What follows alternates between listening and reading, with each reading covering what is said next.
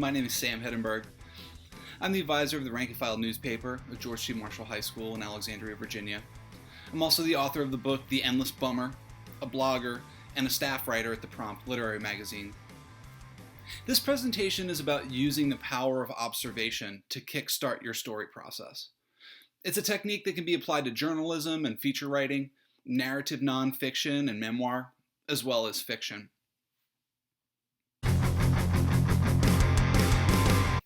One of the things I hear from my students a lot, especially at the beginning of the news cycle, is that they don't know what to write about. They can't find stories or interesting angles, and they say to me those dreaded 3 words: there's nothing happening. Other students tell me they're just not good at brainstorming ideas, as if it's a genetic talent or something like that. Fiction writers have the same problem, only they call it writer's block.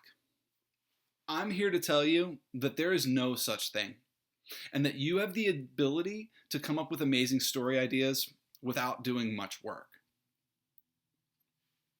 I do want to say that this isn't a technique I invented. Over the years, I've studied how famous writers conduct their craft, and I started to realize the similarities in technique. Writers like the humorist David Sedaris, comedian Jerry Seinfeld, Pulitzer Prize-winning author Donna Tartt, Fight Club's Chuck Palahniuk, even Mark Twain and John Steinbeck have discussed similar strategies in interviews and essays. So here is the secret to amazing story ideas. Are you ready? All you need to do is pay attention. I'm serious.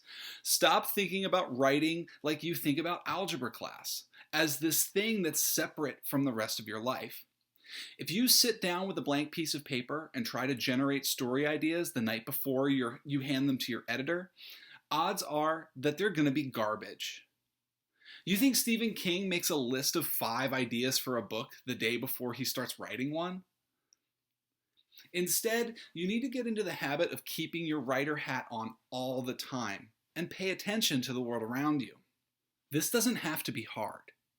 You don't have to walk around with a tape recorder constantly scanning for a hot story.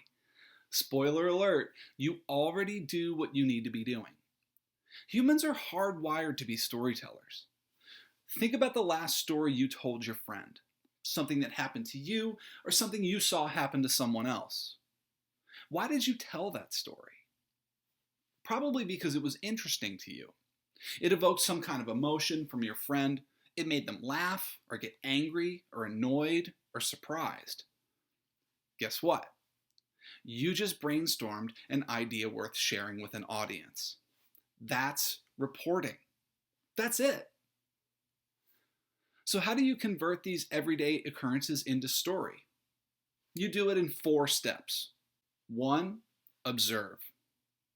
2, record. 3, flesh out. And 4, narrow. I'll explain these steps more in depth, and I'll also walk you through the process with an example from my real life that happened to me today. All you have to do in this step is live your life. It's really that simple. You can do stuff out of the ordinary, I guess, but I promise there's plenty of material to be found in your daily routine. The reason you've missed it all this time is that you weren't paying attention to it. When I'm in line at the grocery store, I don't stare into the abyss of Instagram waiting to pay. I look around. I see the types of masks people are wearing, like the guy with the leather Louis Vuitton one, or the old man with the mask that has a hole in it for a straw. I get annoyed by the people who don't follow the arrows on the floor indicating the aisles are one way. I noticed that there's a lot more high school employees than there were a couple of weeks ago, like the bored teenager who sits at the door and checks that people are wearing masks. These aren't details that I'm scanning and forcing myself to notice. They're just things that I see and think are interesting. An example of this is when I was on a walk earlier today around my neighborhood. I saw a car pull up and put its 4-way flashers on. The guy got out, and he was carrying a tray with 2 Starbucks coffees in it. And I was just like, someone just legit DoorDashed 2 coffees. How unnecessary. Like, can't you just make yourself a cup of coffee? You have to get Starbucks delivered? And that's it. That's the thought. I observed a pretty normal thing because I was paying attention. If you think about it, you experience lots of things that interest you all day.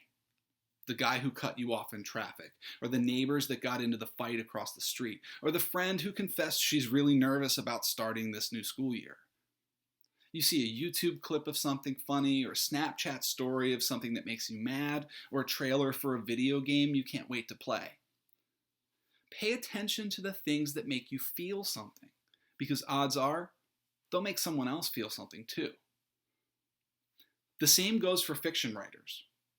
When I wrote fiction, I'd sometimes get stuck on a problem I couldn't figure out, like what a character would say in a certain situation. Just when I felt like it was hopeless and I'd never figure it out, the universe would provide me with a solution.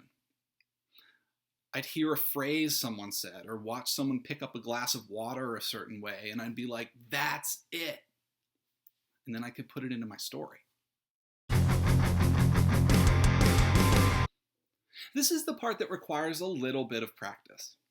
Once you observe something that strikes you as interesting, you have to write it down. Don't hold it in your head, because you'll never remember it. I promise. Write it down as soon as possible, or it will be gone forever. Donna Tartt, who is the author of The Goldfinch, calls this process collecting bits of string. She writes down snippets of conversations she overhears, things she observes, feelings she feels, and then she starts to build a story with them, the same way a bird builds a nest with bits of string. I carry a pocket notebook for this exact purpose wherever I go. It's a habit I've kept ever since I was a reporter in college. I like the old school feel of pen on paper, but you could just as easily keep these notes on your phone.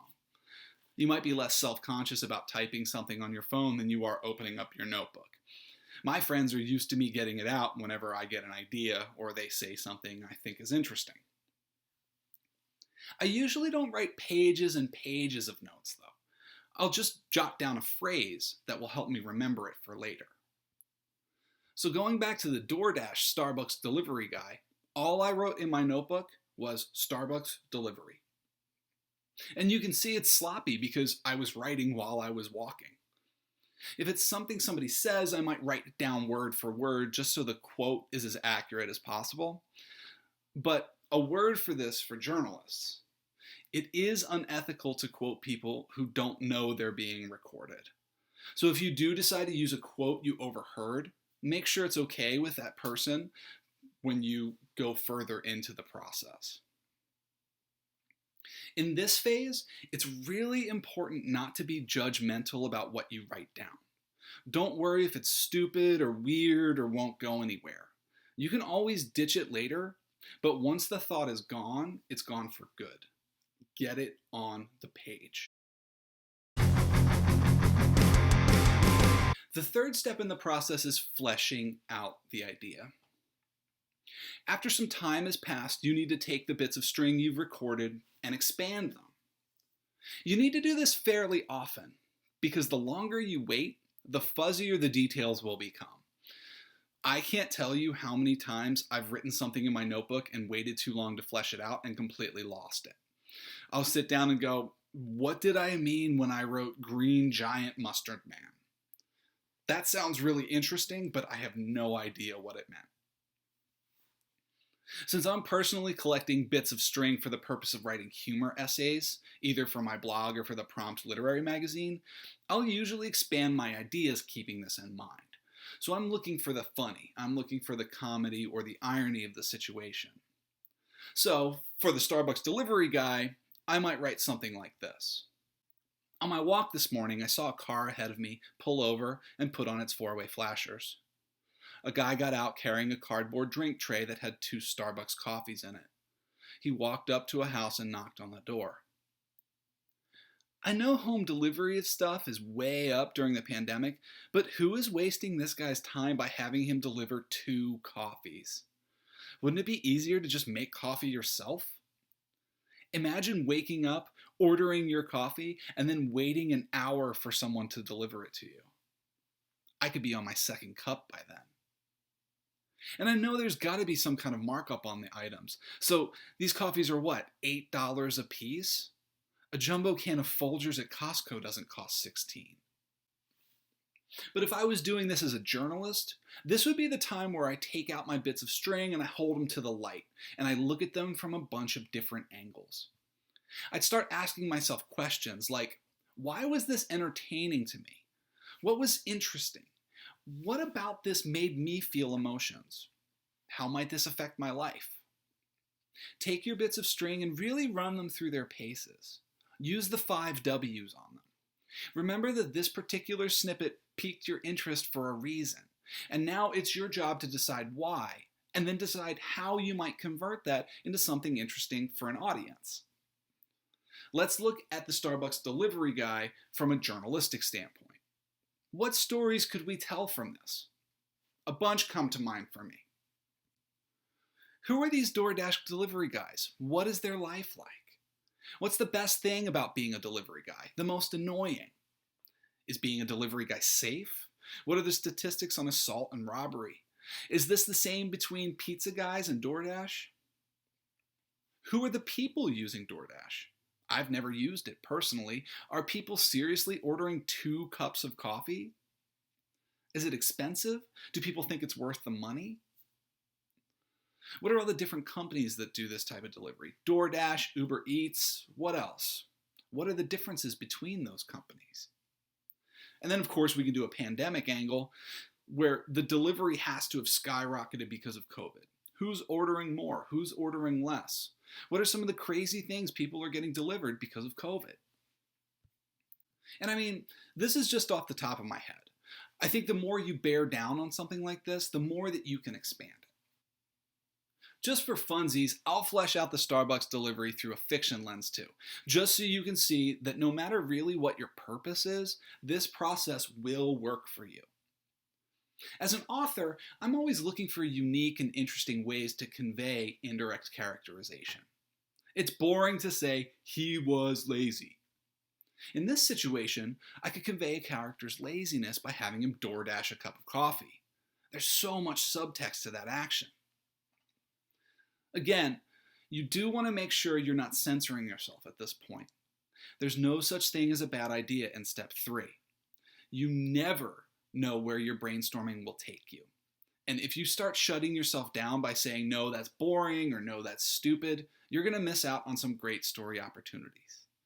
Don't self-edit. Not yet.